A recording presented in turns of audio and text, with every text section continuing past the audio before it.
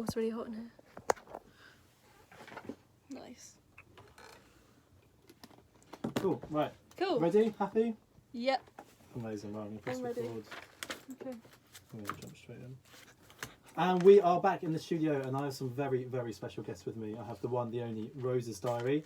Guys, you've been nominated to be in the running for Road to Victoria. So you are top 5 in this entire city. That is incredible. Yeah, to be shortlisted from 100 bands to 5 is a real honour, especially because we're one of the smaller bands that have been picked. It just goes to show, like... If you try, you can do it, can't we? And we never thought we'd be here, but yeah, here we are. We're so excited. Massive confidence boost for us, and yeah, I guess anything can happen. So unbelievable. I'm a massive fan. I've got Superhuman on my playlist. I think it's absolutely incredible. And I know, I don't even know if I'm allowed to say this, I know you've got some new music coming as well. Yeah, we do. Which is really, really exciting. So, you've been shortlisted. What does Victoria's Festival mean to you? Because this competition is massive. It's going to change your life. Whoever does win this, get to play all those festivals. It's all paid for, tour, team, studio. For you, what does the festival mean outside of this competition? The festival means a lot to us. I mean, we've always been part of Portsmouth, like growing up in Portsmouth, gone to Victoria's Festival as teens, and to be in this competition, it just means so much. Yeah, it's like coming from home, and it means so much because of, like you say, we're from this community, our fans are from the area. Yeah. So it's like, if we say we're playing at Victoria's Festival, then I feel like we could get a lot of people that recognise us, and we can interact a lot more with the crowd, and I feel like it's just such a good experience. And yeah, it's local, we'll be comfortable, we'll feel like we're in our roots, do you know what I mean? So yeah, I think it couldn't have been a better competition to be shortlisted for. And yeah, so hopefully all goes well. And and to play the 4 other festivals as well, that would mean a huge amount to us, because you get a lot of visibility as well, and I think that's what we need at the moment, because we're so passionate about music, but then it's getting music out there and getting people to listen to it. It'll be amazing for us to, broaden our horizons and get out of Portsmouth a little bit. And have the support.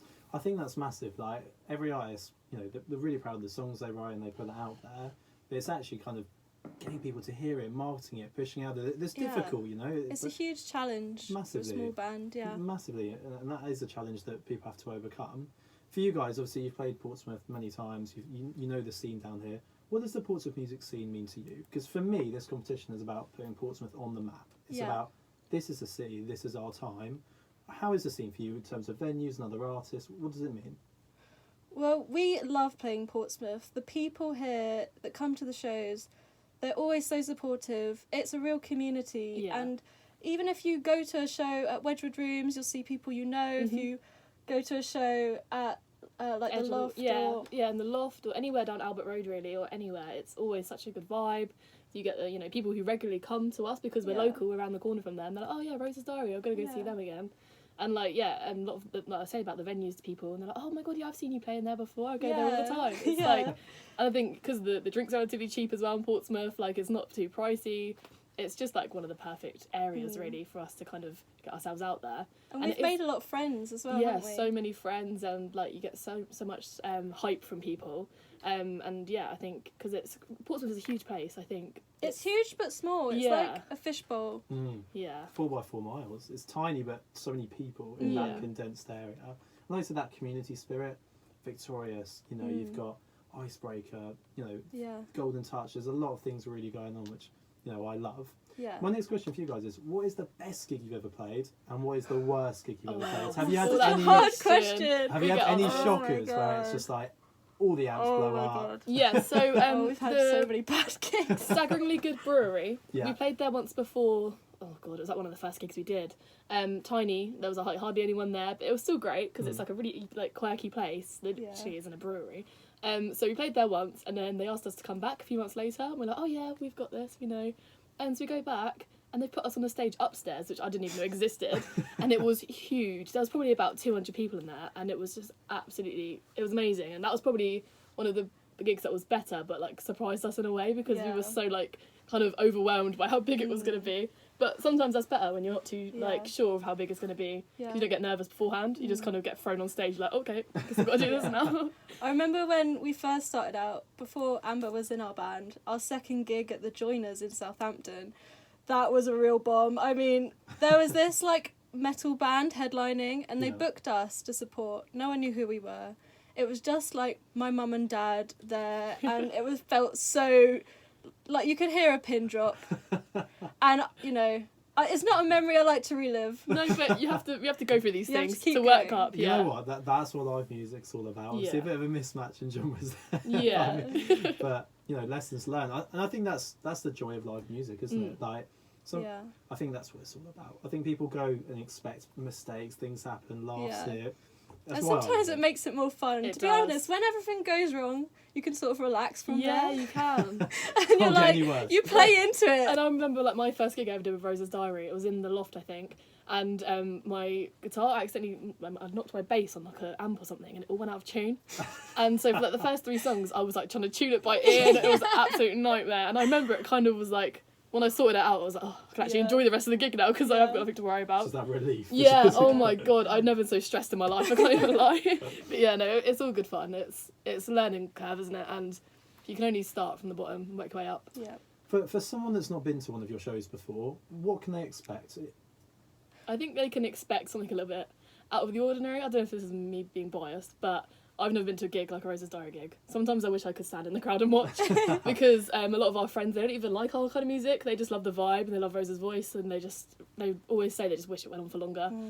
So I think getting that feedback from people you know who don't really listen to like kind of indie rock music. If someone's not listened to you guys before, who would you describe yourselves like? Like, what influences your music, would you say? I think we've been really influenced by like the Strokes and the Red Hot Chili Peppers.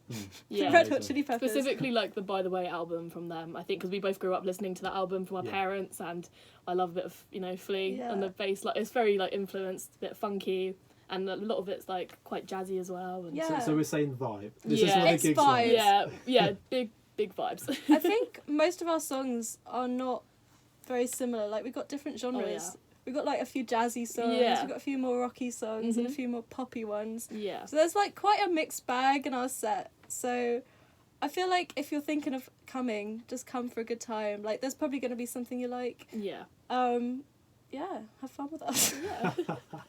Amazing. So guys, to finish up with, obviously people are voting now to see who's going to be the winner out of the top 5 shortlist. We're going to play some of your more new songs coming up that are unreleased. We're going to play some more ones like Superhuman as well, which I love and is on my personal playlist. For you guys, why should these people listening at home vote for you? I think you should vote for us because in this competition, we are the underdogs. We are like the smallest band that have been picked for this competition. And out of 100 bands, we've been picked for the top 5. And I think that's saying something. And you can go listen to our music and see what you think. But I think if you want to support a small local band and give them a chance that they deserve. Yeah, like we are a perfect example of that. All like jokes aside, like this competition would actually do so much for us. Like we're not really going to get an opportunity like this in the sense that 4 festivals you get to play at, and you get to meet with all these people like strategists and producers and engineers. Like it'll be an experience like no other. And I think from a small band, from 2 people who've come from very small little towns and villages, I think it's just been an absolutely amazing opportunity. And go vote. This competition would change our lives because it would. At the moment, we all work full-time jobs and we do this in the evenings, and to have the opportunity, exposure, to have that chance, that is really 1 in a million. 100%. What a compelling way to vote. So if you're listening at home, make sure you go onto the Victorious Festival website and vote for Rose's Diary. Guys, thank you so much. It's been an absolute pleasure interviewing you today. Thank you so much. I can't wait to listen to some new music. Yeah. Fantastic, guys. Unreal. Weird one. Everything okay on your side? Yeah, no, that went quite well. Yeah. Oh.